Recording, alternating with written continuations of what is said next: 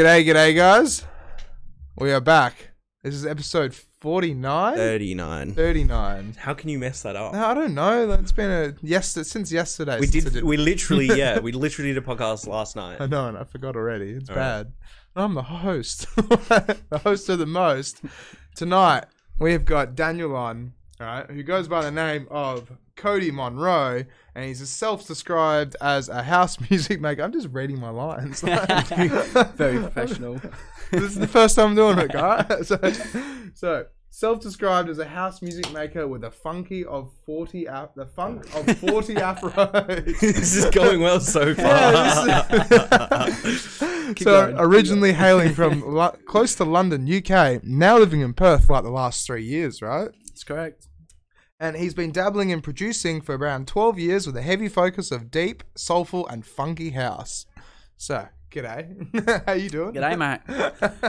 Yeah, I'm great, actually. Yeah, having a good day. Yeah. Excited to be here. And you messaged us how long ago to come on the podcast? It was like a week ago, 2 weeks? Yeah, like a week ago. So Yeah. Didn't even take that long, really. Like, Well, that's it. Like, well, we thought, you I messaged thought, us, like- we got to get you on. yeah, I thought they'd be like super busy, like backed up for months. Like, Nah, like Mitch has been on my case a little bit because I keep running around and just being like, oh, hey, I run a podcast, come on my podcast. Yeah. I keep telling him, like, you can't book like 50 guests because if like something newsworthy happens in the next couple of weeks, we then have to reshuffle everyone. Yeah, but then Okay. as what Mitch was saying to me as well, it's like, but we have to kind of like, spread awareness about it. But how do you spread awareness without booking people? It's like, it's one or the other, I guess. well, Like, that's it. yeah. Like, the only reason I even came across this podcast is because you guys had Ace on and just came across my feed, and I was like, it's all about fucking getting the good podcast guests about on. music. Come in. Like, yeah. Yeah, ain't networking that great, hey? That's Yeah. what's great about this podcast, I think, is meeting new people. Great people. Well, yeah, I don't want to kiss too much ass, you know what I mean? I mean, I've just met you, Daniel, but I'm sure you're great. Yeah, I'm I getting mean, good vibes. people off you. say I'm cool, so yeah, you Yeah, you my gave mum me a thinks free Why don't you beer. tell us more about yourself and your DJing and what you're doing at the moment in Perth? yeah. Well, just That was on my the grind, line. just producing as much as possible. Trying to hustle gigs. I feel like that's almost the main job of a DJ is you're actually trying to hunt a new gig, not so much. It's always playing. on your feet, yeah. Yeah, that's like the real work. When you're playing, that's just like the reward for the work, Yeah. But it just takes time because sometimes it's like, you might go out and you meet a bunch of people, but then you just have to keep showing your face and keep going to the event, keep going and going and then be like, yeah, all right, you've been here for a year. Come have a go. Yeah. Right? I mean, Like, I was pretty lucky. Like when I first moved here, I just did a bit of research, where the cool house spots, and like no times like Nevermind came up. I was like, I just like basically emailed Ace out of the blue, and I got like a gig like 2 weeks later. That like never happens. no shit. This Guess guy. he's a man of his word, huh? This Ace? guy, right? You emailed him. I didn't. Oh, yeah, I did. Yeah, Ages you ago. did. A long When time I was ago. like 18, 19 years old, Yeah. I messaged Ace, but I never got a response. So. Yeah, so there you go. You must have been That the like structure of that your email. never happens. Like, Mm. Yeah, that's usually. it. It's very rare. but I think Were you going to the events? Like, were I you going to hadn't, them? like I hadn't even been yet. Oh, okay. Like I was just literally on Facebook, on the internet, just been like, all right, where could I go to fucking get my boogie on? Where are the cool spots? And then, I mean, to be honest, not a lot came up, so Yeah, it that's wasn't the too thing hard with to Perth. find. Like, Perth is pretty small. Yeah. We've got very niche places, but they work. yeah, I the mean, places that it's do like work, its work. biggest like blessing and curse at the same time, because like it kind of sucks. Like it's this isolated like little scene, like house music wise, but then at the same time, it kind of makes it like a community. It feels more of a scene. The fact that it's so small. You know That's what I it. mean? Well, that's what we were talking about with Aram last night. Like, community is such a big part of the music industry and the culture and everything. Like, it's just how things kind of just work together. Yeah. Anyway. And if you don't have that sense of community, well, then you just got places where you just get people getting into fights and stuff, I guess. That's it. Yeah. Yeah. I yeah, mean, it well, it's is cool because I don't know. Like, I've been going to clubs back in the UK for fucking years, and it's always new faces. I don't know the promoter. I don't get to know the manager or the bar staff, or you might see the same face every now and then. But like the cool thing, you go somewhere like Nevermind or Geisha, like after a couple of months of going there, you've kind of like made friends already. Yeah. You know what I mean? Well, It's like, yeah. oh, there's that dude. Like, what's up? It just, honestly, that place, I mean, I've only ever been there once, and Mitch has been there a handful of times, maybe more, but everyone that comes through onto this podcast has just said that Nevermind is just the coolest place to go. It's just that courtyard, that yeah. vibe. Everyone, it's a small club. Yeah. It's not a place where you can go and it's way too loud and you can't talk to each other. It's just like, Yeah. everyone just gets along. It's just a good vibe. That's it. Like, I don't even look at it as a club. It's almost like a house social club. You know what I mean? It's like a kind of like clubhouse. It's a Like a house exactly. It's a clubhouse. clubhouse, Yeah. yeah. And I think that's what is missing from a lot of like Perth venues. Is They should they change call the themselves name. nightclubs, but they don't feel like nightclubs. Yeah, they They should. feel like, well, I guess, like Bars of dance floors, really. Yeah, bars that's with it. dance floors. Correct. Yeah. Like, Well, that's it. And just quickly, I have to say, it'd be cool. We should try and forward it on to Ace and be like, you should change the name. Nevermind Clubhouse. It could work. Yeah. Because it's a clubhouse. by the way, you need a new logo. Like. Yeah, that's it, yeah. But that's 100% it, though. With clubs, it's like when you have places like Capital back in the day, it's just like, it's a big, big stage, a big dance floor, and it's like you kind of just get lost in the loud music. Yeah. And it's like, then if you want to go and chill, you have to go into the other venue, Amplifier, Yeah. to grab a cigarette and go chat to your mates and hang out. That's the game changer about it, is that I think it's like the only place in Perth where you could smoke where the party is. Yeah, that's it. You know right? what I mean? Like, where else can you do that? Where you, like, as a DJ, you guys know, like, you lose half the crowd is smoking. Yeah. You know, sometimes you can see like an influx of like, oh shit, like 30 people just disappeared from the dance floor. And they're just But, having like, a smoke over. yeah, they're just going to smoke. They're, Yeah. they're gonna come back, but But that's one of those things, though, right? Where it's just like, smoking is like social in itself. Going to a venue and going to dance and going to listen to music is social in itself. But people go off and just, you know, they can't just stand on the dance floor the whole night. yeah, But then with Nevermind, if you've got that open courtyard area, that's amazing. Like, Yeah. it's so good. yeah, Yeah. that's it. Yeah. I love the place. I mean, I don't even go like crazy amounts. Like, I'm getting old. I'm kind of a Surely loser not. now. You're not old. But yeah, I don't go as much as I should, especially like, you know, if you're trying to like hunt down gigs and, you know, be on good terms, you kind of need to show that you're down Yeah. in a way. Well, it's like what me and Mitch were talking about, like 10 minutes before you rocked up, where it's like almost every year, every second year, like hospitality staff, they just like recycle almost. You know, some names stick around, some people stick around. Yeah. But most bartenders, they'll get another job or they'll finish studying and they'll go off That's and do true, something yeah. else. Just the way the world works to an extent. Yeah. But then with that, it just kind of like, you know, you have to keep showing your face. And if you're always in the view, then people are like, oh yeah, he's been here for ages. Let's give him a go. It kind of like shows that you're loyal, I guess. you Yeah, and know? interested kind of thing. And like you're giving back to the scene. Mm. Like you're giving back to the club by being there, buying drinks, Yeah. helping make the party better by just being there and dancing, you know? That's it. Yeah, it's just like just donating your time and your money Yeah. just to try and make sure the place Well, this is a good stands up. opportunity now to transition because we've got a UK punter here. Yeah. And I wanted to talk about the differences between the UK and the Australian scene. We've just Yeah. been talking about Nevermind. I wanted Yep. to talk about this as well, you know. Yeah. I have a question, so I'm going to ask my question. Yeah, And my you can go question is, first. I've been to London and I've been to like the Ministry of Sound and Fabric and all, you know, the big places and stuff like that. But are there many small, more community-minded clubs? Are they popular in London, or is it usually more reserved for like large mega clubs?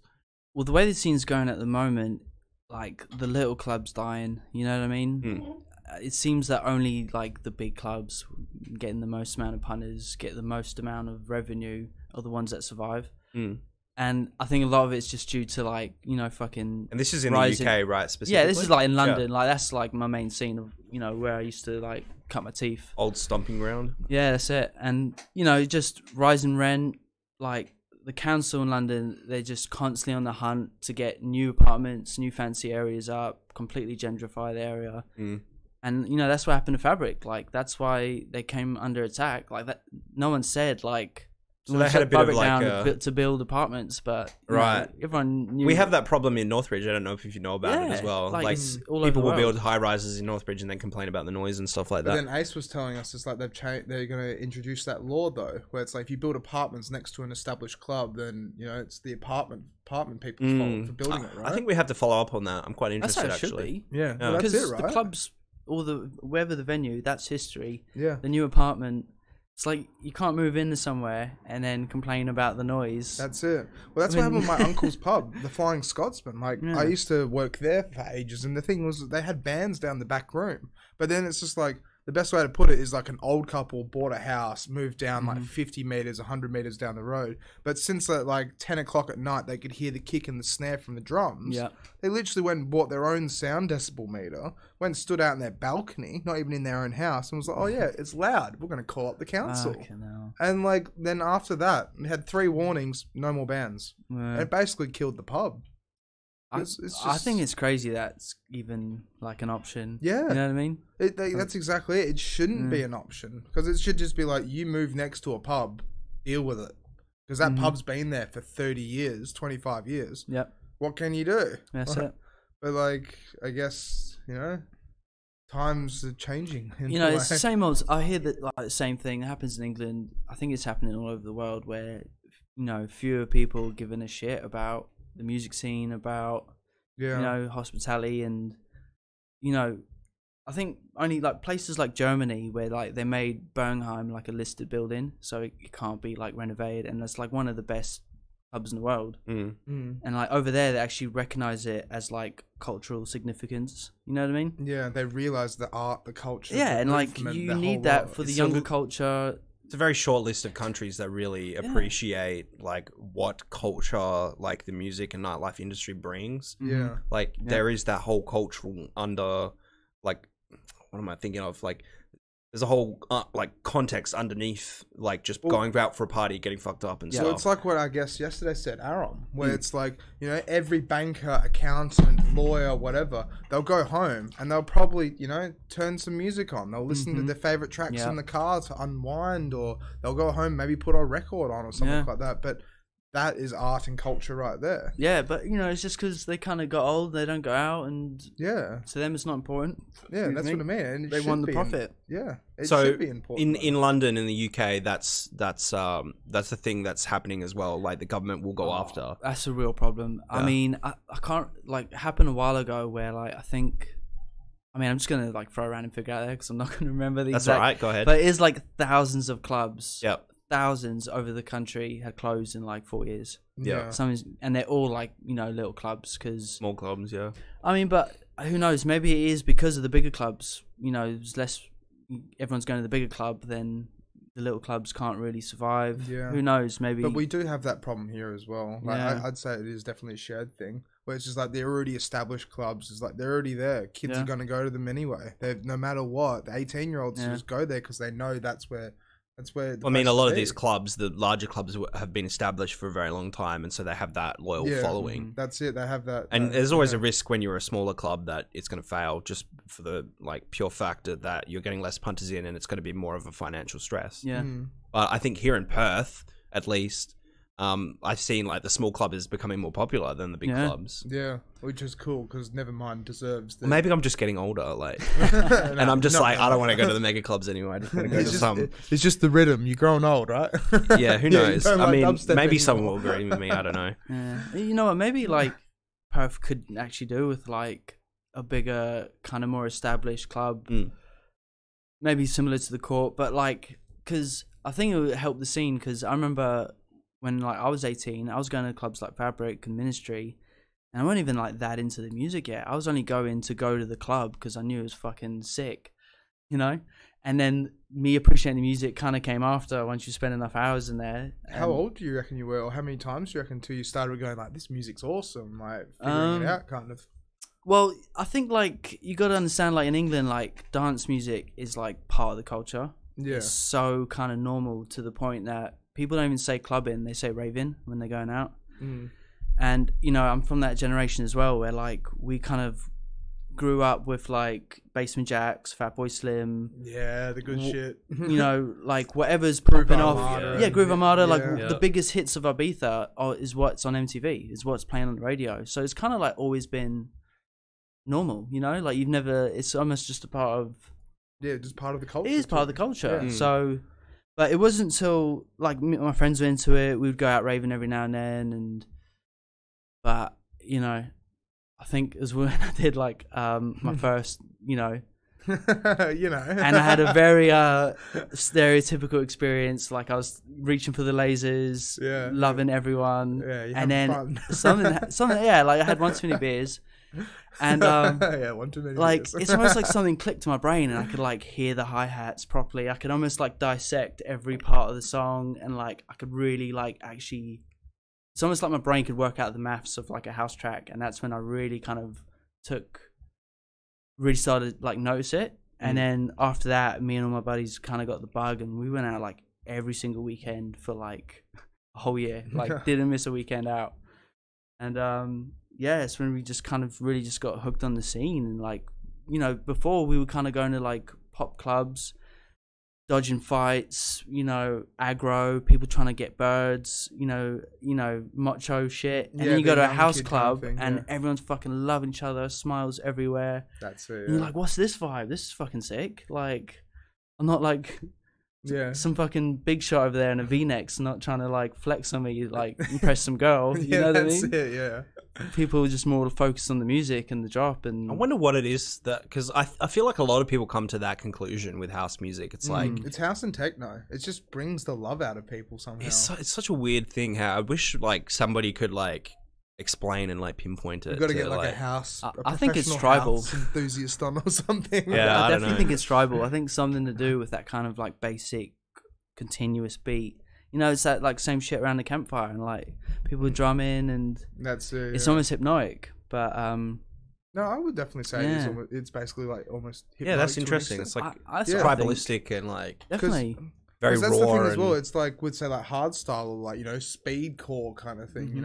There's a reason why it gets the name speedcore because it's so fast. But then it's just like being so fast, people it's almost so fast that it like kind of makes a rhythm in itself. The fact that it's just so quick that like you kind of get like a pulse exactly in the music. But then also it's like with house music being 128 BPM, that's supposed to be it's like the average heart rate, isn't it? It's like the standard heart rate. Yeah, I heard that before. Like, is that true? Yeah, well, they were saying that on We Are Your Friends, but I still haven't watched that bad movie. That's what I heard from. Yeah. Bloody Zac Efron ruining the DJ Oh, industry. right, that movie. Yeah, that shit God. movie. Yeah. I just heard really bad reviews and stayed away from it. I still kind of want to watch it, even though I know it's going to be bad. Well, it's just like it uses the name from the Justice song, and they actually sample Justice as well. Yeah. We Are Your Friends. It's like you should do that in the middle of the rave.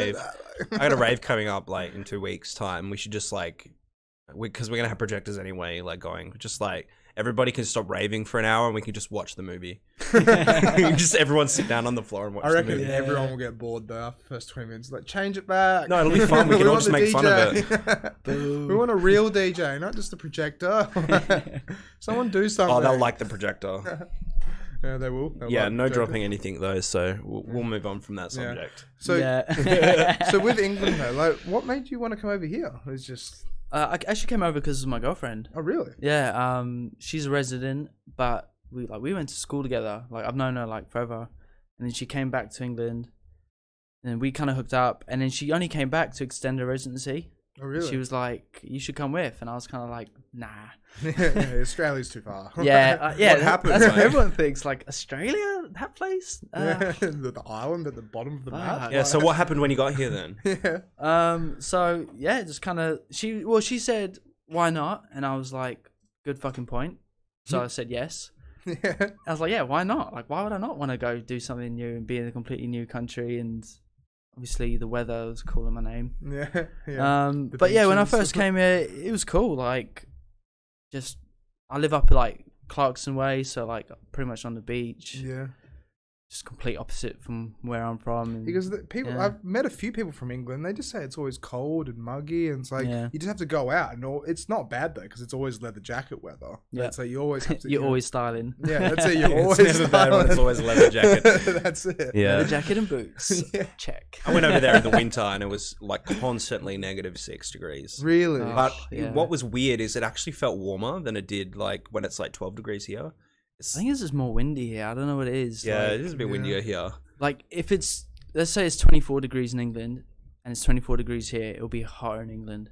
Yeah. Because I guess just we're along the coastline, so it's just constant fresh air coming in. But like the humidity in England is like pretty shitty. Well, I mean, which is here hard in Australia, 80% of the population live on the coast, so yeah, we get the same thing. But I just think it's got something to do with like the El Nino effect of the sun and shit like that. Yeah. But well, I got to ask this. So it's like when, it's in summer, it's not any better, right? It's still kind of cold at night and everything like that, right? No, that's the thing. Like, in summer, it doesn't really change temperature from, like, night to day. Really? That's what I'm saying. Like, the heat is just, like, all in the air. Okay. Almost. All right. Like, it'll drop, like, 4 degrees. So, like, in summer, it would still be, like, 24 degrees, like, at night. Okay. So that's not bad then. I mean, 24 degrees in the club it's pretty would be cool. Pretty hot, but... Yeah, but the thing is with England, it's just the rain, man. Like, in winter, it could rain once that week, but it'll be wet all week. True. You know what I mean? Like, yeah. And it just gets kind of depressing. But then with that, though, it's like just like lining up outside of clubs. Like, because the whole... with us, it's like, girls and guys would just go rock up in like not even trackies, just like shorts, and if they can, they would rock up in thongs. Well, yeah, they would, but I doubt many nightclubs would allow those people. Yeah, in. they wouldn't allow it. But it's the same thing with girls. They just rock up with like, short clothing on. It and happens then with in that, England too, it's man. freezing outside. Yeah. But how do they do it over there? Like, I used to be the same. Like, I used to because I knew I'd be going to like a few different clubs or like mainly bars. I'm going to be inside most of the time anyway. I want to look good. I'm just going to like wear just my shirt, like even though it's fucking December and it's like 0. And same with the girls. Like girls will literally be wearing like a pencil skirt. Yeah. Like nothing.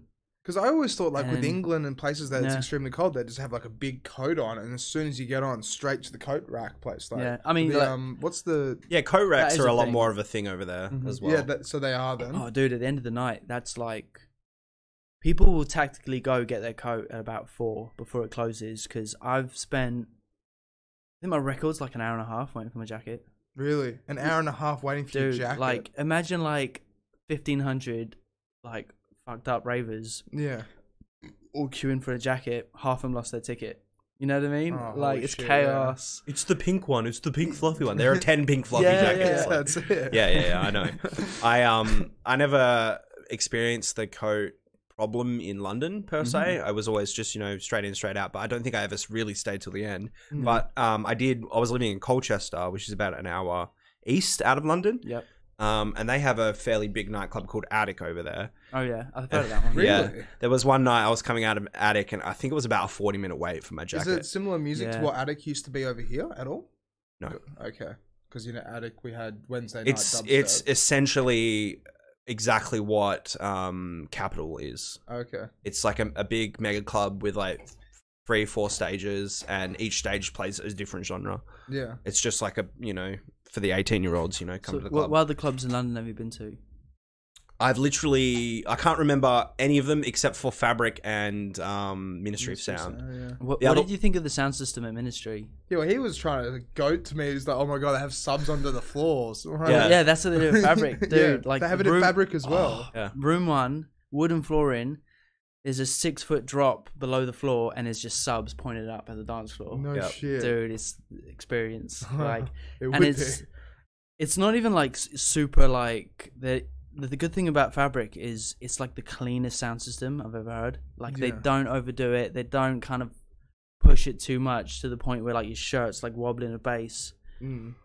But it keeps like all the harmonics of like the track, so it doesn't like distort anything. It's just like music in your ears, but like it literally is like I don't know, like when you don't push it, it's almost like the music's like diving into your ears or something. You know what I mean? It's a really good sound system. Have you experienced any good sound systems over here in Perth? Or I was about to say like that's like my biggest quabble with the Perth scene is like quickly there was loud. There was a club I went to not too long ago for the Revival Night. I'm not saying names, but the Revival Night. And I have to admit, their sound system was terrible. Oh shit! Like really? it was. I thought you said it was really good. No, it was like muddy.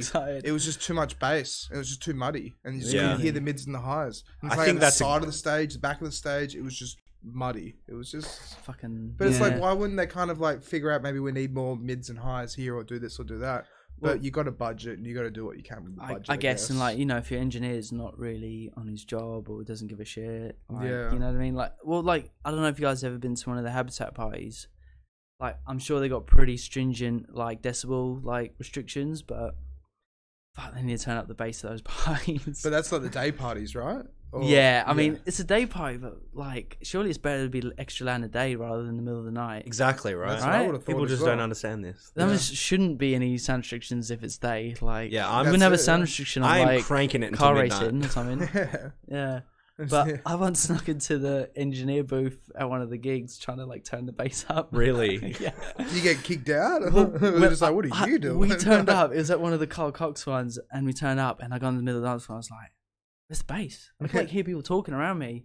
I was like, "No, this won't do." I'm pretty drunk. Don't want that. Don't want to hear people talking around me. Yeah, exactly. I went to Carl Cox is here. I went to the sound booth area, like, and that was like in the middle of the dance floor, and there weren't anyone in there at the time. So I was like, "Sweet." So I like snuck in, and I'm like trying to figure out the dials. There's like 1,000 different volume knobs. I'm like, and then like right away, some guy's like, "How you going?" And I'm like, Yeah, I'm a sound engineer. Like I've toured. You got to sort the bass out, mate. What did he say to that? It's like I think he just did the old classic, like, yeah, I'll do that. Go away. You know, when like someone does a request and you're like, oh yeah, I'll play it next. Yeah. Just to kind of get them to go away. Yeah. You've had to Yeah, I can't count how many times I've done that one. But it is one of those things where it's like, you know, I mean, if you were to have touched that, I mean, like, those things are worth so much money sometimes. Imagine if I cut out the whole music. For the you could easily get banned. They'd just be like, that guy fucked with a $14,000 mixer. Nope. See you later. We can't have that again. Like, or became a hero. Or became the hero. Or the hero. He turned the bass up. Yeah. Everyone's just like, yes, give me that volume.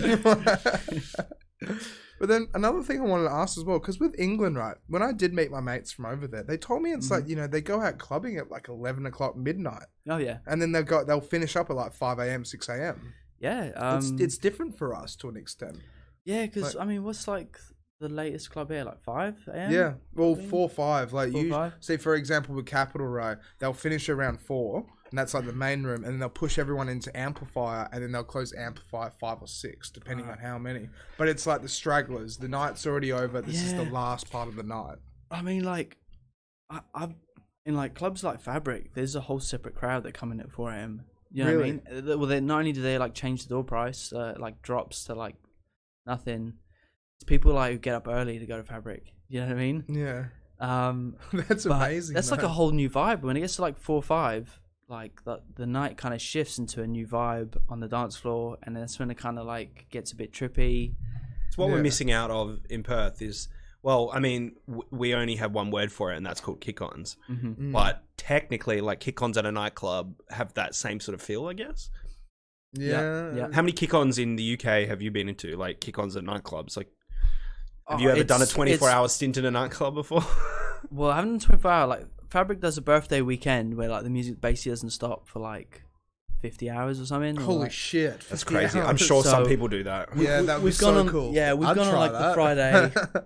We've gone on the Friday, did all, like got there at like 12, went till like 8, went back to like friends like house in London, kind of like chilled out, had a little smoke, just tried getting some shot eye, kind of like, you know, and then like head back out and do another night and then do it again till like, well, I've done it before. I did it till like 10, 11 o'clock till Sunday, and I'd work Monday. So I'd been at the club for like pretty much 2 days. Like, holy shit. Like I slept in between, but you can't really do that here. You can't. Unless you go to different venues. Yeah, that's it. But even if you go to different venues, it's like still most clubs close at 4 a.m., 3 a.m. After party is like a big thing. Like you every time you go clubbing, when you leave, there's like a whole different group of like promoters and flyer people for an after party somewhere.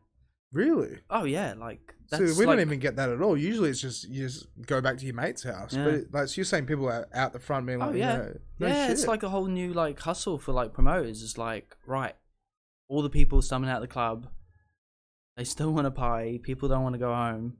Like we need to provide like more places for that, and there's like competition for the after party. No shit. Yeah, it's like a whole different like field of the game. Like because that's like with Tim Preston, one of the guests we had on a couple of weeks ago, where he was saying it's like, you know, the best time to hand out flyers and stuff. Don't hand it out during the street at midday when the club closes and everyone's leaving. You know. Plus, you know, that's your market. That's it. Because they're the ones going like, I just had a great night. The club's just closed. I wish I could keep partying, but you know. I did notice that too when I was in the UK. There's a lot more people standing around handing out flyers for events. Like I don't get that in Perth. Like when was the last time someone handed you a flyer for an event? Dude, they don't do any. Like I found out Nas was here the day after when they were talking about it on the radio. I was like, why am I only hearing about this now? Fucking Nas and Lauryn Hill were here. What the fuck? Like no promotion. Didn't see a poster anywhere. No flyers. Yeah. And I think part of that is due to like the city council and stuff. Yeah, like, being really aggressive about like, well. I know that I used to study film and television at the TAFE in Northbridge, which is pretty much in the heart of the city. And we used to do vox pops and stuff in the city, but we'd have to get like council permission. We'd have to like we'd have to get waivers signed by everybody, and then that would have to be followed up by the city council and stuff. It's just it's a pain in the ass, and nobody wants to jump through those loops to hand out some flyers. So that's it. That's crazy. Yeah. One thing I was just going to add to that. One thing I found out is with busking. Right, if you're going to busk in Fremantle, you actually have to have a permit. You can't actually just set up your guitar and just ask for money. You actually have to go to the council. It's the same in Perth as well. In Perth as well. Yeah. You need a But license apparently to you're not allowed to have any amplified music. Yep. And then there was the hack, though. That's why I got to play in that window, because I had amplified It's music kind in a of venue. fucked, though, really. You know what I mean? Because I've been Yeah. at Scarborough and there's like a guy and a DJ on like, I don't know, Thursday night or something. Yeah. Like, Yeah, it's like for the Scarborough beach markets, whatever. yeah, that's But it. so that's with the permit. He's legally allowed to do that. It's actually sorted Isn't out there through a the guy in council. America who literally walks around with like some decks on like a wheelbarrow No, or I something? think that was No, in England. yeah. There's Yeah. a guy in England who's like, Yeah, it's like around his neck or something. he's on like a bike and he's just Yeah. cruising around. Yeah. I think he got famous because he was like doing mixes in Nando's. Yeah. You'd definitely be And arrested. he's walking up to like, people. doing that in Perth, Yeah. like. But he had a microphone. He's walking up to people, was like, shout out. And people were like, what the hell? That He was guy's like, hilarious. You Yeah. wouldn't see that here in Perth, and that would be No way. amazing. Like, Yeah. you left one club, you got to walk the other side of the city, and you come across this guy, and you fucking But have so a that's party what on the I've street. noticed Yeah. though, right? Yeah. With those bikes, where those push bikes are around Perth, and it's like they've got the speakers on them, and those things are surging because people just leave the club and they're still buzzing. And they're like, holy shit, they're playing Little John. All right, let's go listen to Little John on that bike. Yeah, let's go Right. check out his bike. And it's like Chariot Away. Let's listen to Little John scream over the microphone constantly. Yeah, but like those, it's just Yeah. how things can work to an Okay. extent. Yeah, okay.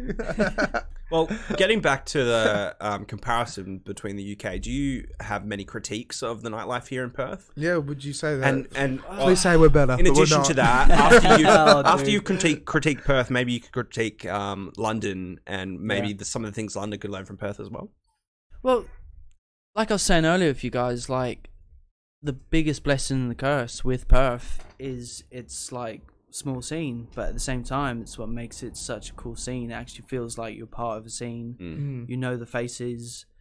You only have to go to a few after parties and it's kind of like the same people, you know what I mean? Suddenly you know everyone in Perth. Yeah, basically, because it kind of feels like more like you're part of something where like the house scene in London, like everyone and their gran can mix. Like you don't feel like you're a part of shit. You know what I mean? It's just you and your crew that you're out with that night, and then you're just going to the club to hear good music. Yeah. Doesn't feel like you're part of something like club. Where here it almost feels like if I meet someone at work and they're like, oh shit, you like house music? Whoa, like we be best friends. I'm actually going to use that in the future because I've had some friends being like, why don't you move to England and try and DJ over there? Or why don't you go over to Melbourne or Sydney over the last couple of years? No, I'm literally going to say because in England, every man and his grandma can mix. Dude, Well, I mean, that's why I started producing, because I realized I'm not going to get anywhere trying to get gigs just on being a DJ Well, alone. good news here, and if you want to do that in Perth, you can. You don't have to produce here in Well, Perth. I just Yeah, quickly I know, wanna- that's the thing. Like, Yeah. it's complete opposite, where, like, the whole grind in England is, like, because there's so many people, so much competition, you got to kind of stand out on a bigger scale with productions. Because, I mean, I've only seen it happen a handful of time where, like, just DJs make it. You know what I mean? Where here you just got to kind of like have a good music selection. But I guess be at the clubs. Do making more it the in old school Perth way. is different to making it in In London, England, right? Yeah. Oh, Well, yeah. what is the population difference though between England and Perth? I can 'Cause Google that It's for you. crazy. Yeah. Yeah, because like, it's like you can drive from the top of England to the bottom in the day, right? Or from one yeah, side to the other you can get from the south of England to Scotland in 8 hours. in 8 hours. Yeah. Yeah. And like you couldn't even get to like the north of this state in 8 hours. Yeah, it's right? 11 and a half, 12 Yeah, hours, and that's non-stop. I think did you that can one go. fit like 50 Englands in Australia, like maybe more. Like Yeah, look at that. Well, there you go. So England's the city of London, That's or eight. Greater London, is 8.9 million, Yeah, and Perth is 1.9. that's it. Yeah, it's the Jesus. population difference. What about the whole of England though? Oh, Like just Britain in general. it's like 80 something million. 80 million. Holy shit! I was gonna say 30. and 60, you know what's 66. crazy is that like half of it is still just fields, and there's that Really? many people. That's why all the houses are Beautiful fucking fields small. though. Yeah, Well, see, I I was mean gonna it's great ask for that. driving. Yeah, like- yeah. I thought honestly England would have just been like just 100% just like set up with Nah, when you just fly in neighborhoods and on the everything. plane, it's like just field. Really? It's just like fields with just like major cities and. And so everyone just lives in the major cities then. And It's not- different. Well, like I mean, you got villages and rural areas, Mm. but like it is like most of the population is just packed into like 10 places throughout the country. Yeah, because that's kind of like what I heard. I can't remember who was telling me, and I was talking to them about it. But it's like the whole idea where it's like, you know, with the rental prices. I mean, we was mentioning it before, but it's like people trying to live in England or live in London. It's too hard, and it's like probably would be better just moving out into the countryside, right? But absolutely, like. But it's got the opportunity in the city though, where you can the thing. study and do everything. It pays more to if you work in the city. You just instantly get a massive like increase in your pay. Yeah. But if you live in the city, then it's like I've got friends that rented a room in a shared house of like 5, and it was like $1,800 a month. Is that a room? Is that Australian or US? Australian. Australian, like, $1,800 a month. Yeah, dude, like hundreds and hundreds of pounds, almost $1,000.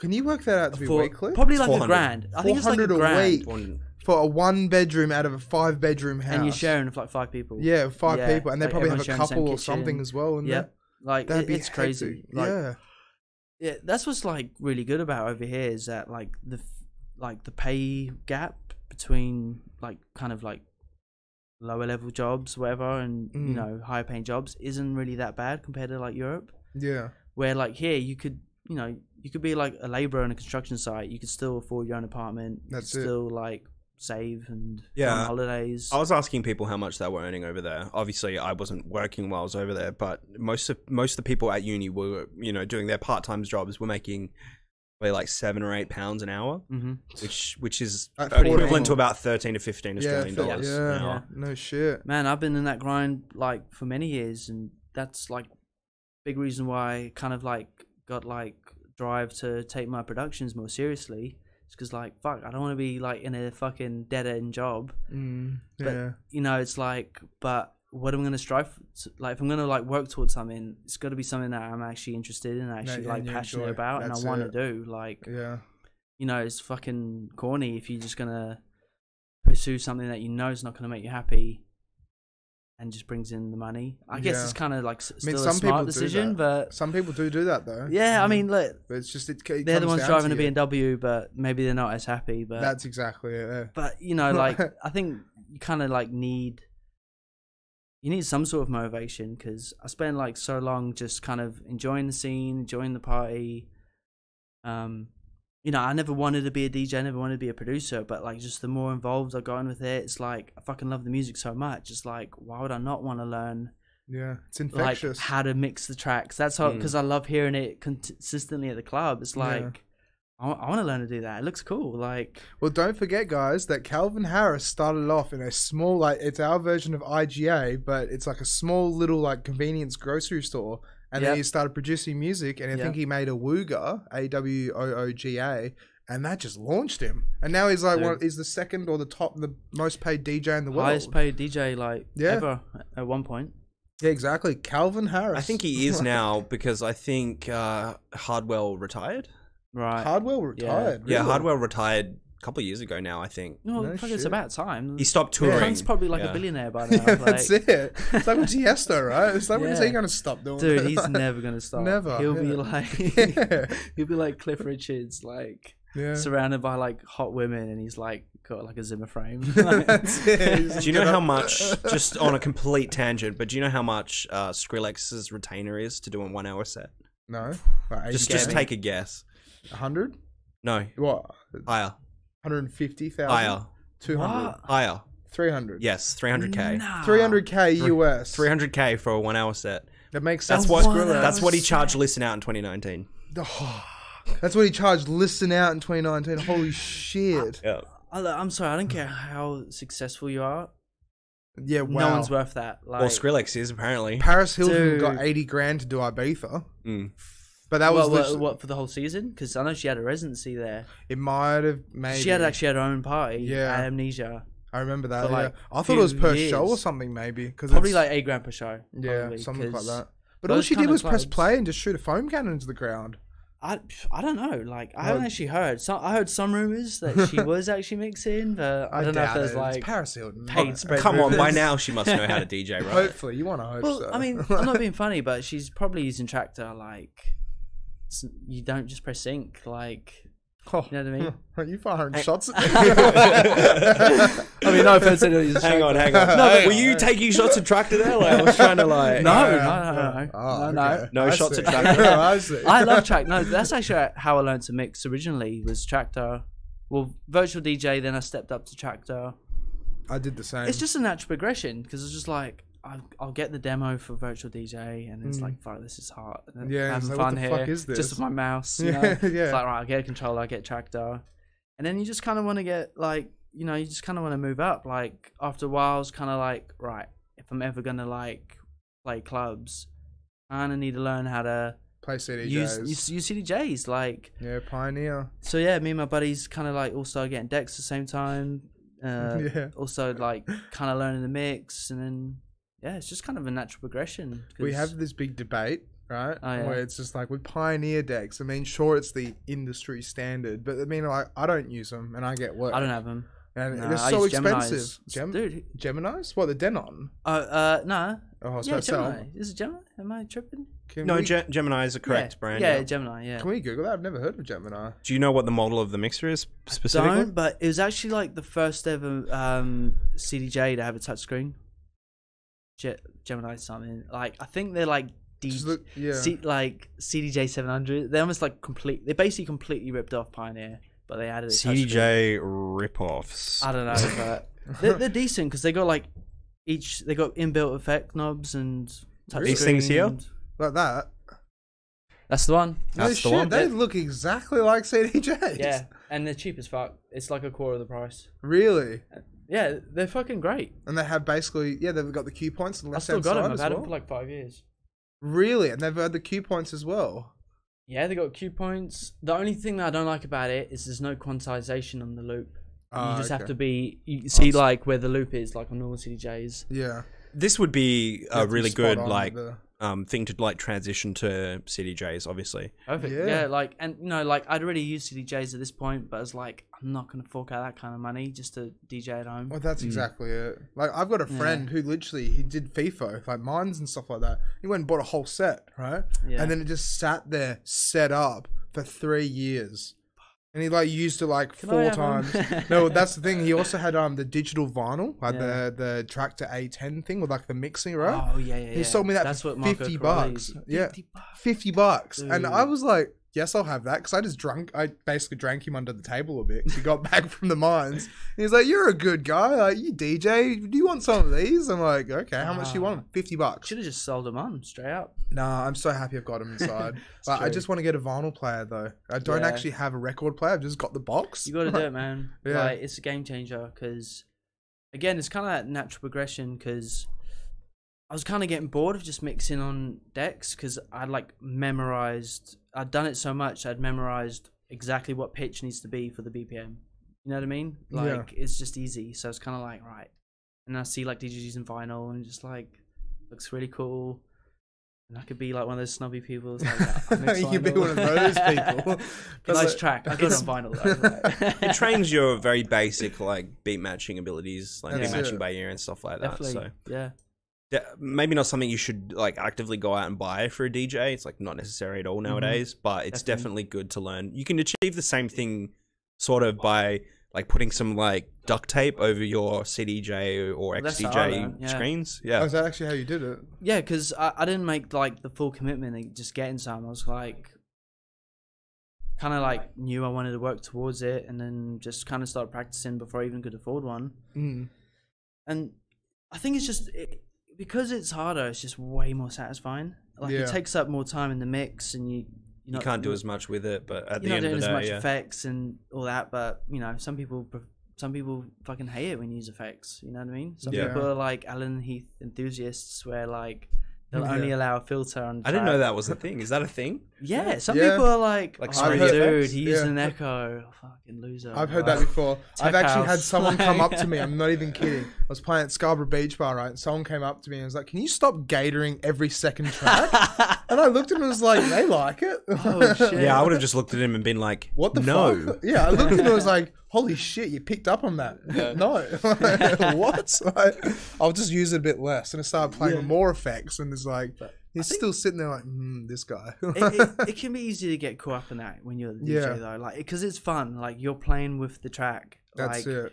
You're not, and like I've done it where I've recorded mixes and I've listened back and I'm like, oh, I'm using that roll way too much. Like, oh, I'm getting a bit trigger happy with the delay there. Right? I guess it's practice, but like when you actually like recording it, like you don't want to be the kind of DJ. Like I've seen like people, even like people like Richie Ahmed, you know that trick where like you like do a little like thing with the fader where you like drop it on the kick, you like clap, clap. Oh, you know what I mean? Like you do little grooves with the fader. But like some DJs do it like every 30 bars, every little mini drop, and like you know, when you're on the dance floor after a little while, you're like, fuck, maybe let the song play more than a minute before you touch it.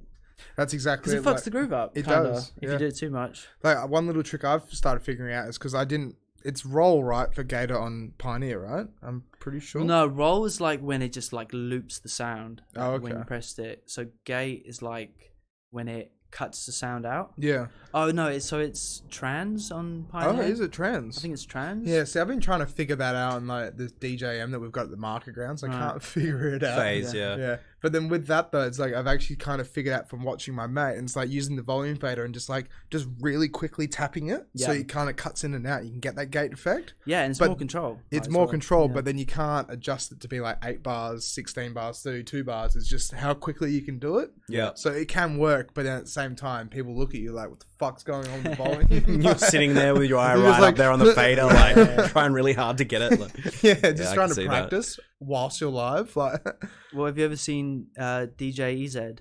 EZ? No. Oh, dude, like he's like the master of that. He's like this kind of like jungle. Is it DJ EZ or DJ Easy? I don't know. I thought it might be DJ Easy. It's like this great debate. Like, yeah, I don't know. It's like, please holler at us, DJ Easy or DJ. I always at first I thought it was DJ Ez. Ez. I don't know. There's lots of people. I thought it was Deadmau 5. Yeah, first, everyone thought the same. Funny fact, right? Yeah. Deadmau5 actually got his name from when he was first making music, right? With Fruit. Well, not making music. He was helping work on Fruity Loops, the production thing, right? Do you want another beer? No, I'm all good. I still got mine. Right. Holy shit, you're going through those. Yeah, a couple of them. But then with that, he actually managed to find a dead mouse in the back of his computer. And then he fished it out, and it was like, he was shorting his computer because it was laying on cables and stuff. When he found it, he's like, oh, okay, that's my name. And then there you go. Yeah. Found a now dead we have mouse. Dead Mouse. Yeah, now you got Dead Mouse. Yeah. He like cracked the game, really, like just terms of like marketing yourself. Progressive house. Well, just everything. Well, the music was insane, but like... Are you saying like with the beefs he had and stuff like that? No, I just mean like the name, the image. Yeah. Like the more I've like been trying to like hustle this producing like career, the more I've realized that you need some sort of like presence, some sort of character almost. I hate to use that word, but it's like people need to remember you. And I've had it before with DJs where like the Resonant Fabric, he always wears like suspenders and a bow tie. Yeah. And like before I even knew his name, it's like, oh, that's the DJ who does that. Or like you see Deadmau5 once with the mouse, the mouse mask. And you're never gonna forget that. Yeah, that's it. So it's like imprinted in your brain. Yeah, it's one of those things. You're saying like it's the image. It's a good idea to get like a gimmick. I mean, I hate to use that word, but like I think you need something to stand out because it's just so. It's just so much people, so many DJs. Like, how are you gonna stand out from the other guy? Like, I have to admit, like, I kind of have a little bit of a gimmick thing, but whenever it hits winter and also in summer, right, I'll actually just try and wear nothing but. Sorry if it's a bit warm in here. Yeah, it's heating up. Yeah, like I'll always go white shirt or black shirt and just leather jacket. Because then it's like, if I go up on stage and I've got my leather jacket on, take it off, just a black shirt. But when I go to leave, just leather jacket back again. I have been recognised twice before. But it's like, hey, I've seen you play somewhere. And that's it. But it's like, it's still that memory. And that person I have never met before was like, so you're going for the 40-year-old BMW driver look. That's it. White BMW. That's the demographic. Not a black one, a white one. White one. Just like your microphone. Yeah. No, it's just like... Wait, is that racist? Yeah, where are we going with this? What the fuck? Sorry, I'm tangenting so hard right now. Literally, everyone else has got a normal standard microphone. I wanted to have the odd one out, okay? Yeah. That's how it is. You got the one with the small dick. All that, yeah, okay. Guys, just a heads up, Alex went out of his way to buy that one, specifically, so it was different. There we go. Oh, busted. It's all right. This was never a PG podcast anyway. So Yeah, never PG. It's more MA15, or sometimes R. But with England, though, so only like, R if you look each other in the eyes. It's only gay. If you look in the eyes. but like when you started coming out clubbing here and stuff like that, what did you think? Were you just like, holy shit, this is different to Australia? Or? Definitely, like, you know, there's definitely like a whole different like cocktail of styles. I would say, like, from the clubs and DJs I've seen. I wouldn't say there's like a Perth style specifically, or like, I don't know. It's just kind of like, in terms of house music, it's quite broad. Like, I got a Nevermind, and you know, you don't know what you're gonna get a lot of times. Like, a lot of the people that play regularly, I wouldn't even know how to find some of the music they're playing, which is cool. Like, I love that. And I also learned when I came here, like, tech house does not work everywhere. Like, I definitely kind of, because it's so big in England, you almost just kind of like, everyone loves it. Yeah. And you almost kind of forget that, like, shit, tech house isn't going to work in a club with like 150 people. You know, they're meant for like those big spaces, those big rooms, huge sound systems, where everybody like gets energy off each other. Oh, exactly. Yeah. It's like specifically designed for the big party, for that like, when you listen to it at home, it's like you're going against everything that it's like designed for. And like, I think a lot of people who diss on tech house never been to a party with like 5,000 Italians and Spanish people going nuts. Well, that's what I wanted to ask about as well. Like, because like, have you been to festivals in England and everything like that? oh, absolutely. Like, And then have festival you been? rap. Like, only one I haven't really been to is Glastonbury, which is a big Oh regret. damn it! but I was about to say that. Please tell me you've been there. we would go Creamfields religiously. Really? I don't know if you've ever heard of Secret Garden, but Yeah. that's one of my favorite festivals. Can you Google ever, that at all? dude? Secret It's Garden? so sick. We managed to get in free because my friend's dad played. It's like a 5-day festival. Your friend's dad played. It's not your friend played. So your it had dad. all different genres. Yeah, like my friend's dad was in a jazz band, and they just did their gig and left and gave us, like, slid off their highest passes. So we yes, were that going would've been backstage, sick. meeting the That would've been DJs. awesome. We could go anywhere. Yeah. We should have took more advantage and just like stole loads of drinks, but we're kind of just too busy enjoying it. But Yeah. Is it's the all- website for Secret Garden? dude, it's so good. It's based around this like little lake with an island, and it's kind of like a Burning Man, where like every year there's a theme and they build a structure. Really? The year I went was like the Green Castle, Wizard of Oz. So you could like canoe out to this castle, and they basically set on fire and do all these fireworks like on the final night, and just one of the best curated festivals I've ever been to. Like, there's lights and art everywhere. It's just so cool. Different We just genres. don't get that. We just get like a field and it's like, go party. It's just Well, like I don't know. Have you ever been to Blazing Swan or to like? No, that's I the wanted thing, to like- go to that last year, actually. I never went. Like, But that's did you what I go? mean. Well, I was supposed to go this year, but I got cancelled due to COVID. But I'm going to Blossom to make up for it. Yeah. So, but Blossom's very similar to Blazing Swan. Yep. And this year, Blossom specifically, I think they're calling the show Wildflower, but they're having like a bigger focus on like the arts. Cool. And so like the stages are all custom built and stuff like that. Dude, So it goes hand in hand. Like, just like that festival, like one of the stages was built out of just like broken wood from trees. You know what I mean? Like, the entire stage was woven branches. That's so good. Yeah, like, and you know, it's just different to us though. Like, yeah, I think there's just way more.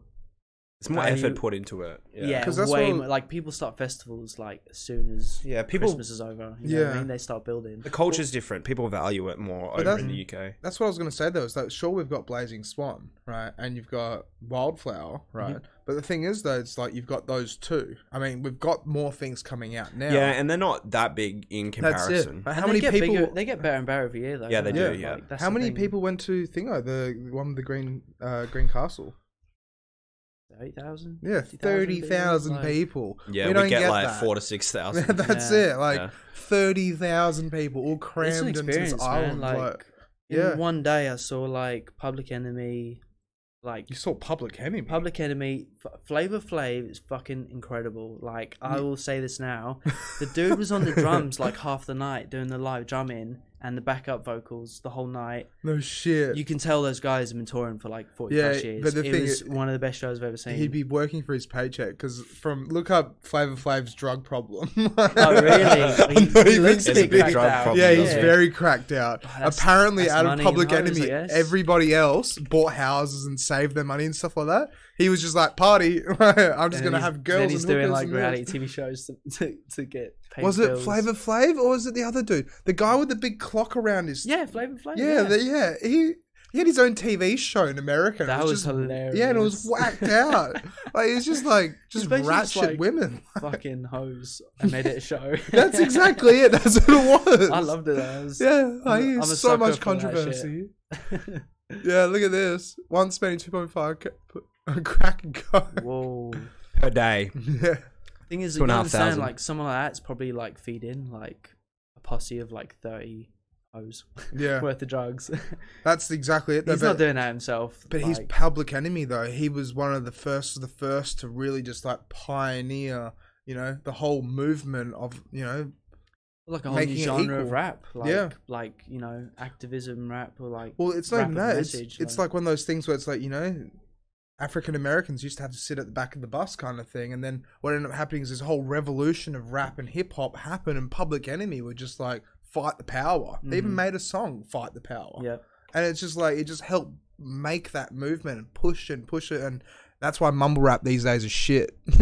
Yeah. That was a roundabout way of saying mumble rap was shit. And then you segue to mumble rap shit. Yeah, Fight power. I did notice in your bio you did say that your roots were also in hip hop as well.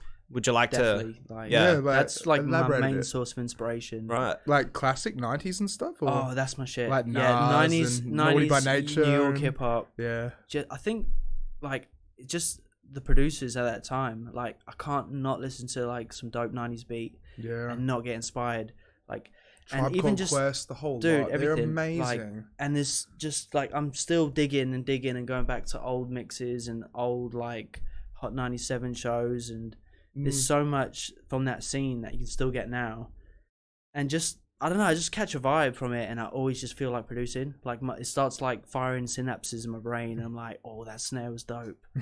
Oh, I like what they did there. Well, let's go back to the question I asked you at the beginning. If you ever thought about producing a different genre, what about hip hop? Not really, but I have thought about like rapping in my songs. Right. Spitting some lyrics. Yeah, because I'm a bit of a sucker for like the whole hip house scene and like, cool Hip like house. yeah, I like should make a comeback. That sounds cool. yeah, like just like incorporating like hip hop elements of house, and even like Green Velvet, like he kind of like takes a bit of that vibe where like he does a lot of his own Yeah, vocals and stuff. like, yeah. and I kind of just want to incorporate it. Like even Honey Dijon, like she does raps on her songs, and She's quite talented. Yeah. She's that yeah, new. she's cool. I think I've heard about Honey Dijon. She's the one that used to that viral video of Moo. She's a cow or something like that. She's dressed up as a cow. Look up Honey Dijon cow. I wonder if this is the video I'm thinking of. Damo, my mate Damo showed it to me a while ago, and I think that's how she went viral. Really? Well, Yeah. she's been part of the scene. What was it again? For like Moo, since the MOO 90s. cow. Oh, since the 90s. Yeah, like she was like Nah, I that was golden wrong. age in It's different. Chicago. She was kind of like a teenager and was on speaking terms and friends with fucking people like Frankie Knuckles and like Yeah. the Chicago pioneers, like Jefferson Marshall, people like that. Like she's basically like raving buddies with him. So she comes from pretty Good stock. serious lineage.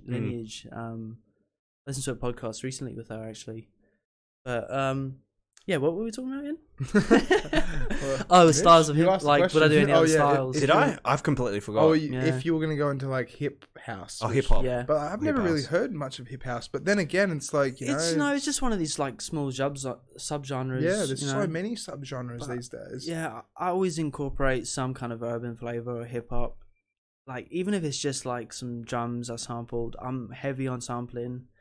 I'm not known to program like many synths. Like pretty much the only thing I program is my bass line, and I'll pretty much sample like anything I can. Like I go digging all the time. Anything with an acapella. If I find a record that's like a single and there's an acapella, I'm buying it. Even if it's like a country record, because you never know, might that might be stumble across like gold. Yeah. You know? That's the same mentality they had in New York, where like producers would hunt down records, old jazz records, trying to find that like new old flavor that could break their career, could make them. Duke Dumont has done that recently with his for Club Play Only albums. Oh yeah, a lot of those songs were sampled from old jazz and blues songs. That's what hip hop is based off. Hip hop is just based off samples. Exactly. It's just old classic samples. But that's one of those things though as well. It's like, well, I mean, I was gonna say something. Yeah, that's one of those things as well. Like, how crazy is this, right? Over the last, I think it's 5 years, right? America used to be like the #1 genre export for music was blues and country rock and stuff like that. Now it's all hip hop. Yeah, I believe it. Like, yeah, definitely. it's just 100%. Hip hop is like commercial there now. Yeah. Like that is. Like, it's just the standard, commercial, it's the normal thing like, in a way. Name a bigger artist than Drake, like figure wise, you know. Yeah. Well, see, that's another thing as well. I think his name is Fat Joe, right? And I don't like him after him saying this, but he also said, he quoted that he reckons that Drake is the Michael Jackson of this era, which would kind of make sense. Well, we won't know until like his music becomes considered classic music. Yeah, well, that's exactly it. Because I mean, like Michael Jackson was the king of pop, and he held the pop industry up with Prince and Madonna and all those other characters, right? But then Drake, it's like Drake is just a staple in hip hop these days. Yeah, it's like how Eminem was a staple back in the day. You never release a song and it not do amazing. Yeah, that's exactly like it. Everything he does is gold. Yeah, you know, it's just one of those artists. But yeah.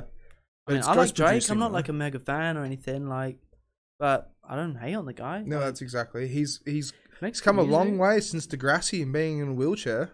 Yeah, do you guys know that? Dude, since from like DeGeneres when he was on like doing TV as a child actor. Yeah, can we please pull that up quickly? Like Drake used to be a character in this TV show called Degrassi on Nickelodeon. Yeah, that's what. Yeah, and he was in the wheelchair. He was a paraplegic. Dude, he was like a proper little kid star actor at one point. Yeah, look, there he is. In the wheelchair. Have you seen that video of Soldier Boy dissing him? No, I don't think so. Oh man, he goes in on Drake on some radio show. And Drake... How unfortunate for Drake, huh? Well, no, but the thing is though, right? Don't forget, that's Disney. That was a Disney TV show.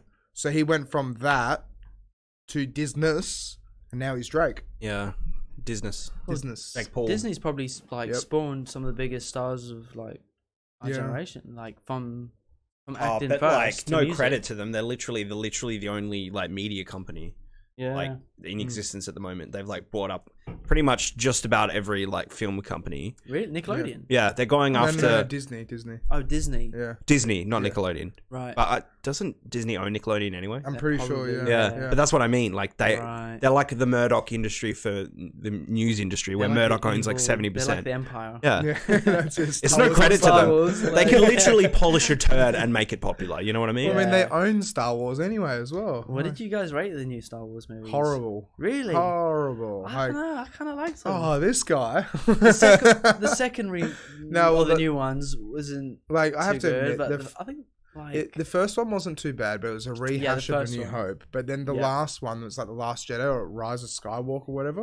I haven't seen that yet. Don't watch it. Really? Like I just like the first movie they made of the new trilogy was okay. Yeah. It was pretty much a carbon copy of A New Hope. Yeah, exactly. That's why I don't know. I just geeked out to it because it's like someone's making a Star Wars movie and they are just like following the formula. Yeah, like, you know what I mean, but jazzing it up a little bit. But there's rumors now that George Lucas is going to make and is going to produce and direct his own trilogy now with Disney's approval, apparently, because they did so shit. I'm not even kidding. I thought I heard that Taika Waititi was lined up to direct the next 3 movies. Maybe, but I just saw something about he did Lucas Thor. he also did that new Jojo Rabbit movie that came out. But it's still, it should just be. I know George Lucas. What did you think of that? Did you see that movie? Yeah, really good. Really, Jojo Rabbit. I've been meaning to get really drunk and like fell asleep halfway through, but it's not the movie I thought I was going to watch. No. Dude. Yeah, because it's just like kids and Nazis or something. People just trying to impress Hitler. Like, oh, is that it? It's like Hitler's like some sort of like slapstick comedy figure.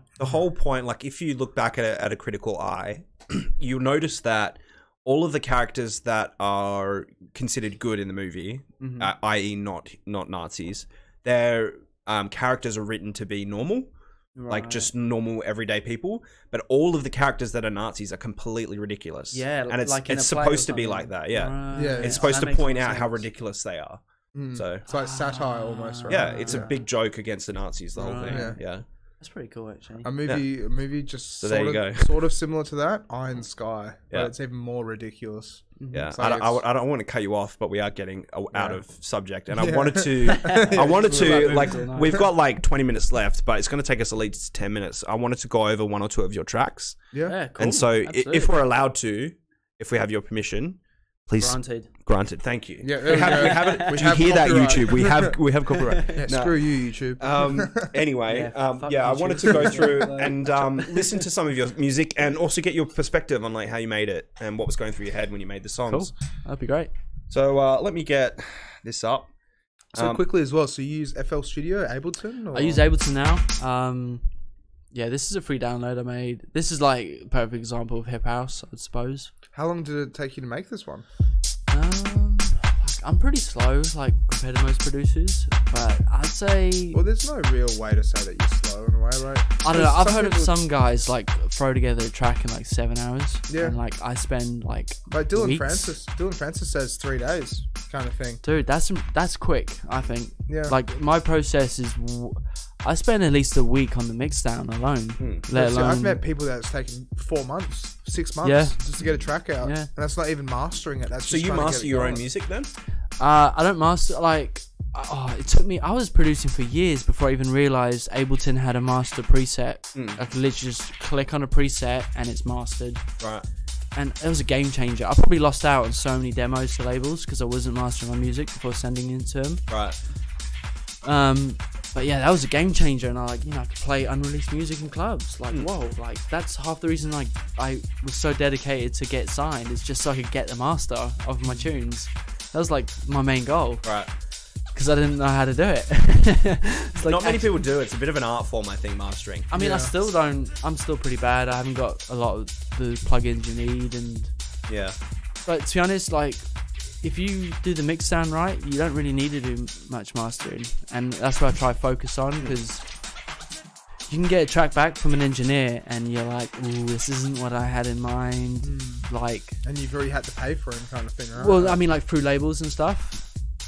And you're like, oh, he kind of went overboard with the synths. The drums aren't like, or maybe they're too aggressive, or the bass, like, whatever. Like, so the more you focus on your mix sound, the kind of like they have a better guide to follow. So the closer you get it to what you really want it to sound like, yeah. not only is it easier for the mastering engineer, you kind of have more control of your sound. True. Yeah. So a lot of the like record labels will take care of that, right? Absolutely, yeah. Like that's kind of part of the gig. I mean, because really, there's no money in it. I've received like $20 Yep. since I started producing. Still, So that's you're all rolling right, in it though. then. I mean, that's only because the standard contract is like once you accumulate like $200 or like $100 worth of your profit. So that's like you have to accumulate $100 of 25% of all the net sales. Yeah. So everyone else gets their money first, And then you're last. and then you're last. Yeah, it so you sounds have to like get you have to get $100 worth of money from 25%. Yeah. It's similar in like retrospect to like how you earn money on Twitch and YouTube and stuff like that. Like they don't pay you until you reach a certain limit, and then you get paid out. But if you make less than that, then you don't get paid out. So I guess it's sort of similar in that retrospect. Because I guess it's like what to do with like advertisement and all the hits you're getting on your views. Or something. It's just about companies being gready and wanting their cut first, basically, I think is what it is. But anyway, we're listening to this track. Can you explain what was going through your head when you're making this track? Well, actually, I sampled this from DJ Premier. Yep. On NPR, Tiny Desk. Really? He was cutting this classic Das Effects tune, and there's a bit where he just kept looping the vocal, and he's basically doing his own build up without the beat. Yep. And I was like, just alarm bells going off in my head. I'm like, that has to be mine. So I cut it out. Sample that. Exactly. Like I'm a sample thief. Like I admit it now. Like I will jack your music. Not your music, but like if there's a vocal online, it's like I will take it. Like so, would this be considered an original then, or I mean, or a remix? I would say it's original, but bootleg. I mean, it's an original, but I definitely that's why it's free download. Because I've so blatantly took the vocals. Usually I chop it up so much that you half the time you can't tell. Yeah. But, well, that's the great thing about like the remediation of the whole thing. You can just change it up. You can literally take any sound and make like, what was it? There's Andrew. Do you know Andrew Wang on YouTube? Yes. Yeah. Yeah, he does the 4 producers 1 sample. Yeah, and the crazy shit you can do with just like literally a sound of anything. You can turn it into anything. I remember they had like this piano playing stuff, and they had Virtual Ride on, and he literally made a dubstep track from like piano. Like every element in the track was made from the 1 sample. Well, I've seen videos of people just like doing entire productions of just like recordings from their phone. Yeah, you know what I mean? Like doing that. You pitch that down, add some effects, you got bass. Like that's a sick kick drum all of a sudden. It's like anything's possible. That's what's so good. But they say that as well, like in that movie that we were joking about before, We Are Your Friends. It's like literally Zac Efron goes and samples a nail gun and stuff like that. Yeah, like someone just nailing shit to his roof. It's like, oh yeah, and puts his phone up there, and then bam. Sometimes having simplicity and having restrictions like breeds creativity. Yeah. You like the more basic your setup, like the more you have to think outside the box. That's it. I mean, like I tried producing it, and I kept throwing way too much in there, and it's just, that's the thing. It's like sometimes simplicity is just it means so much more. That's like an important part of the process. Like I tend to overproduce first, come up with as many ideas as possible, completely clutter everything up. Then really kind of get into the song and start stripping shit away that I don't need. But like you need that like, all right, let me add this, let me try this, let me do this, to get as many ideas out there, because you never know what kind of happy accent you're gonna make or whatever. And then once you really get to know the song, you're like, well, what was I thinking? Like, get that out there, take that away. Oh, I can't even hear the bass. What's that? Like, you know what I mean? Like then you start polishing and getting rid of the dirt. And I think that's a good process of like all good music. Like most of history's best albums took like 5+ years to make. You know what I mean? Like the more time, the more. That's what the difference between high quality music and something less standard I've learned is the little details, the little touches. It's all about like it's layers, you know. Yeah, layers to the song. Making sure it just works and it just sounds good. Like, do you ever like leave a track for like a couple of months and then come back to it or anything like that? Definitely. Like my last release that I did, I've been playing around. I had the loop like I'd been playing around for months, like half a year, maybe longer. And I was about to sign with this pretty decent label called Grove, and they wanted like one more single. They're like, yeah, we like your tunes, we just need one more single. And then so I was like, right, I'm gonna make a fucking hit like in my head. And then I had which is like super hard. Yeah. So I made this track and I was getting super vibed out. It's one of those ones where everything's falling into place. I made the bass line in like 8 minutes. That never happens.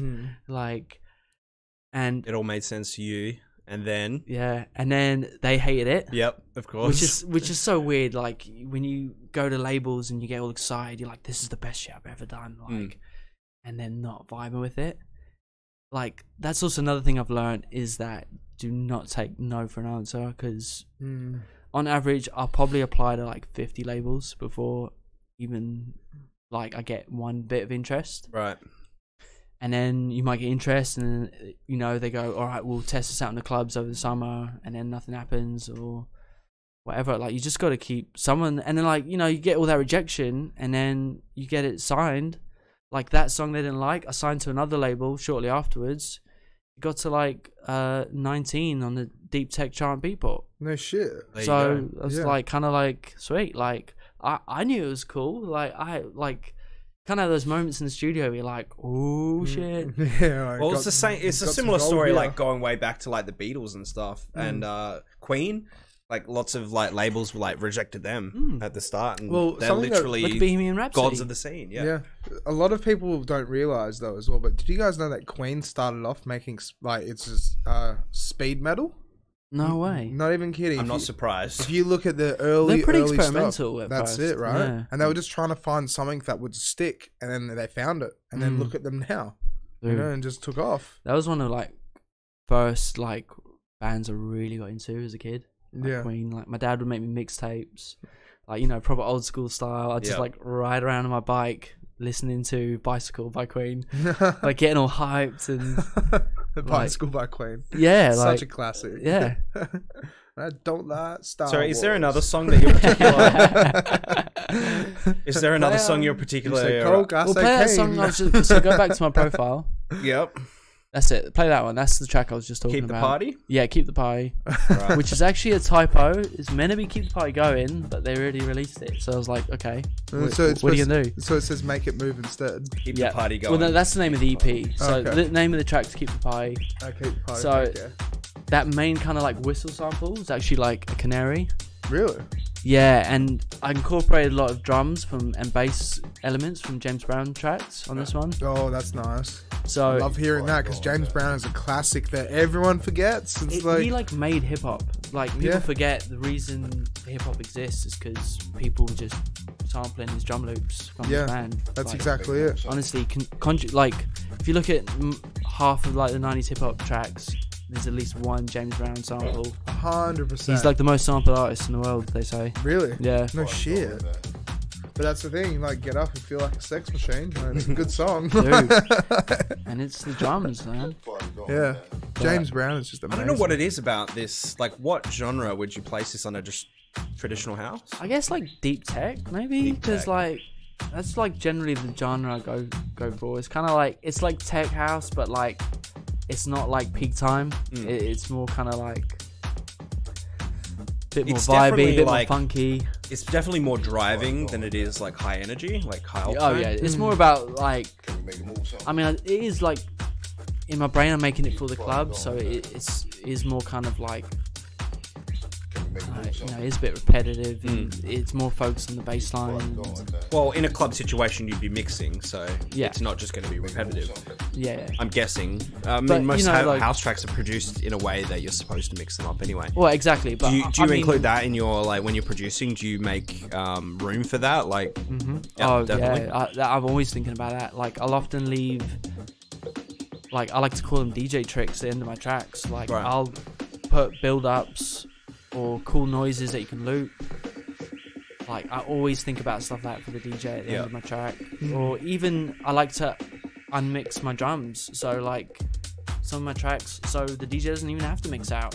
I will gradually drop each drum like towards the end. So like It just goes to the bass. you can and just let it kicks. play out and you don't even have to touch that side. You just focus on that side and the song kind of just like fade out. But No shit. yeah, so making it easy for myself. Yeah, making it easy for everyone. Yeah, and then hopefully like, you know, DJs pick up on that. Yeah. This track actually got played at Printworks like this year, which is like I'm super proud of. Printworks. What's Printworks? Can we Google that? That's a Yeah, festival. go or- on my Facebook. Like I got a video of it.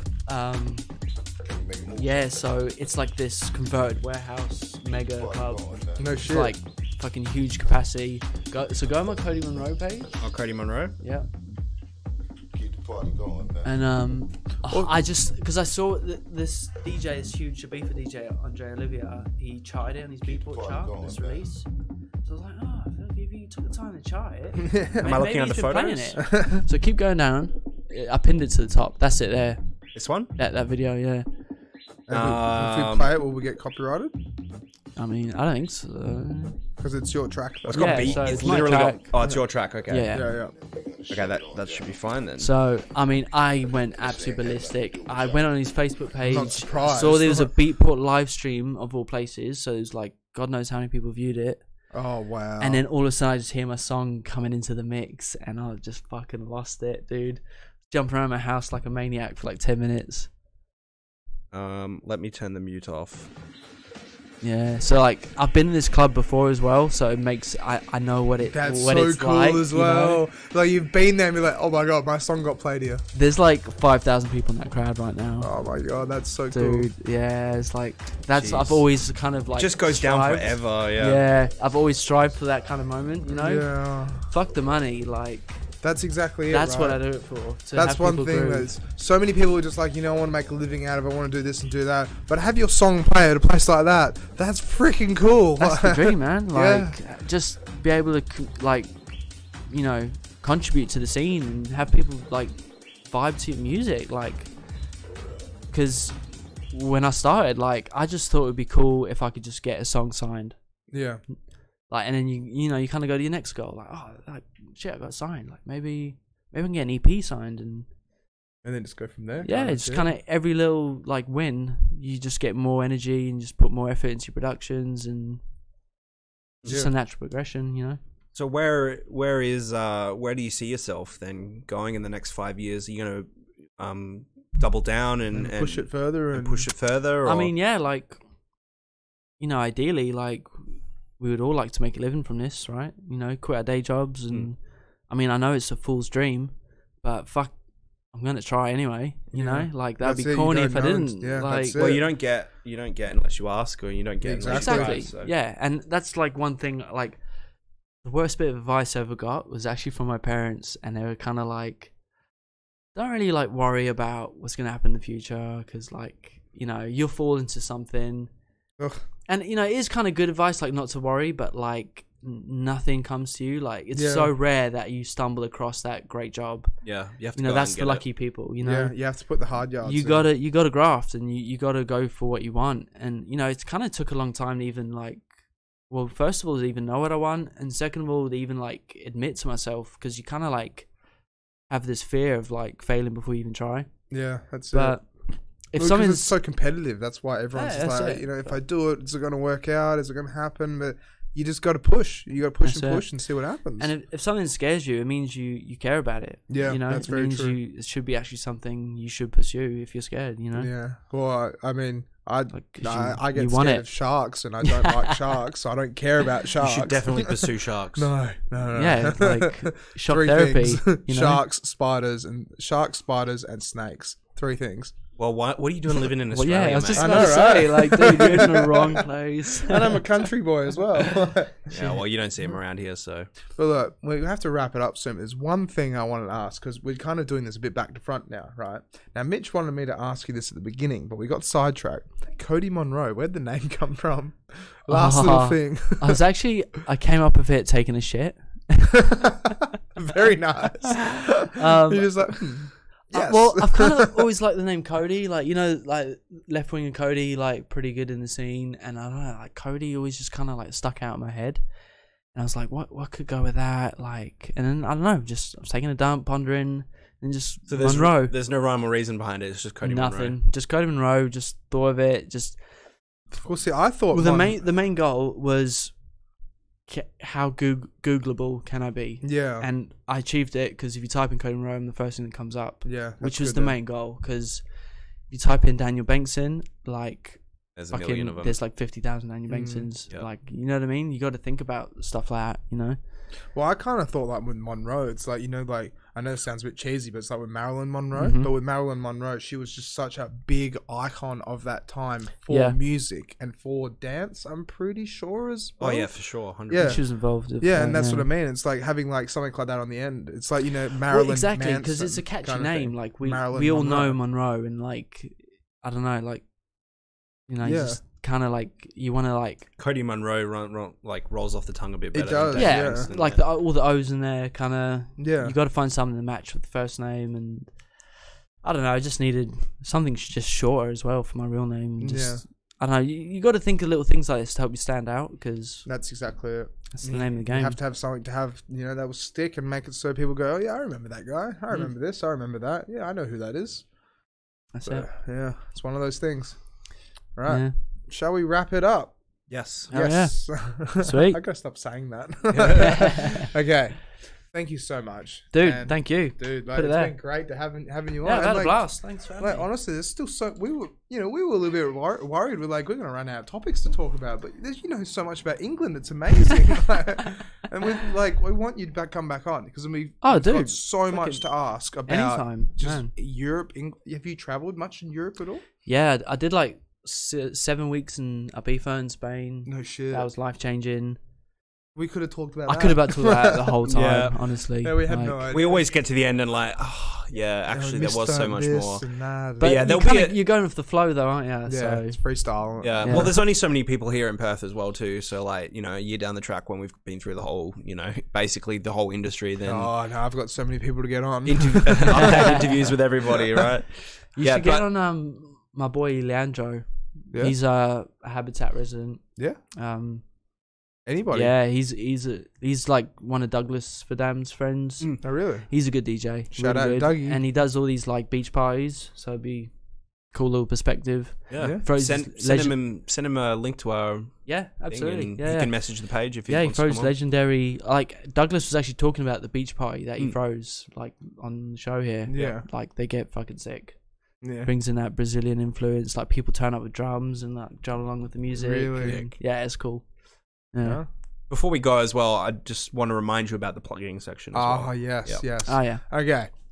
Mitch is going to kill me if you don't like, subscribe, share, and do everything to our YouTube, Twitch, and our Facebook account. So please make sure that I can come to the next episode of this without being dead. Very good. And now we get to plug Kody as well. Yes. Yeah. So what are you doing soon? I mean, you're doing Kinky Malinky this Friday, I've got a right? kinky gig. Yeah. That's sick. I'm so chuffed. Yeah. Like this is my second time back with the crew.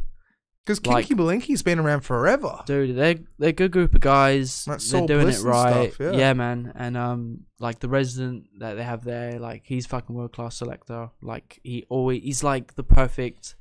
I don't say like the perfect warm up DJ, but like he's so good at setting the groove. I'm so excited. It's a talent in itself to open up an Yeah, eye. dude. It's a skill. Like it's a real skill that I've had to like hone myself, and I'm still improving. It's way harder than just smashing. The bangers. Yeah, you know what I mean? exactly. Back-to-back bangers. Yeah, you got to be a selector. You got to think like 3 songs ahead. But I can't wait. It's the first gig of the year for me because COVID fucked everything up. Yeah, fuck that shit. Everybody. Yeah, but I've like taken all that energy onto the deck, so I can't wait. I'm gonna go nuts. So that's on Saturday night. Saturday night, Geisha, Yep. Kinky Malinky. What time's you said as well? I'm closing. Oh, you're closing? Yeah, boy. Oh, fuck yeah. Can't wait. Do they have, who's headlining, do you know? Soul Bliss. Yeah, Soul Bliss so- always headlines. Oh, okay. Yeah, because You're it's his playing after party. him. Yeah. Actually, I do. But have he'll the- get it warmed up nicely for me. Yeah. He knows the groove. He's like, a good dude, yeah. I've never Yeah. met him, but I've heard of him for a long time. He's a Yeah, funny there we guy. go. He's cool. Yeah. Yeah, that's it. Get down Saturday. Soul Bliss, Lee Bramley, Dexky, and Detsky, Kody that's the Monroe. guy I was talking about. He's awesome. There you go. If you're interested in house music, if you like going to Geisha, Kinky Malinky's Saturday night, 22nd of August, come down and see your boy Kody. That's it. Do you have any Yeah. more gigs at all coming up or anything? There's actually like a legal techno rave coming up. Right. I'm not playing techno, but like the promoter kind of wants me as like a halftime buffer. Right. Okay. Yeah, but so it's gonna be like in some like kind of Halftime like. buffer, doesn't that usually just mean like the main set, like the Well, I headline know set? I'm on at like peak time, but I think he just kind of wants a break from the madness of all the techno. Right. And the promoter is like really big on minimal. Right. And I've got like lots of. He's like, experience. fuck it. We're doing minimal at like Exactly, because because I think all his buddies are in the techno, but he's in the minimal. So he's Fair like, enough. he booked me, and he's like, sweet, like, I want you to play, like, Nice. which I can't wait. Like, Is that like Garage TV? Through Garage TV? no, I don't really know. Like, It's I don't just know how an many. underground sort of like. This guy just got the permission from the owner of the building, and he's just gonna try get as legal as possible with the council, and if not, fuck it, he's got permission from the owner. So What's the date? there's no date yet. He's kind of just still working on it. But the venue is meant to be super cool. It's all pretty secret, like, but keep your eyes peeled. Yeah. Yeah, that sounds cool. That sounds We'll right. talk about it after the podcast because I'm pretty sure I know exactly what you're talking about. Okay. Cool. Yep. Yeah, Sweet. Probably. All right. So this is episode 39. yes 39, 38. 39. 38, 37. 36. All right, so 39. Yep. Okay, this is episode 39 of the Infrared Podcast. Next week we have Josh Crofton. I was actually wrong. I thought we might have Kody Bengsston, but no, we've got Josh and Sub Era. Josh Crofton and the other boys from Sub Era. Yeah, Mark and Ned coming on to talk Ned. everything about dubstep, not dubstep. You know, the music they're not dubstep, the music they're producing, and what's going on with Sub Era and Sub Filler and the whole lot. And the gigs they've been doing. Can't wait. It's gonna be exciting. Thank you so much, Dan, for coming on. You're welcome, guys. Mate, it's Thanks been for having great. me. This has been It's awesome. been fun. Yeah, definitely getting you back on. Hell yeah. Thank you, Mitch. Yeet. Yeet. Yeah. All right, we'll see you guys next week. Catch ya. Also, don't forget, this is not live. This is recorded, and it will be posted Friday. You as missed in Kinky. tomorrow. Oh, no, you didn't. No, it's- Friday. Yeah, tomorrow. Come tomorrow. The day before your event. All right, we'll see you guys next week. Catch ya. Bye. Bye.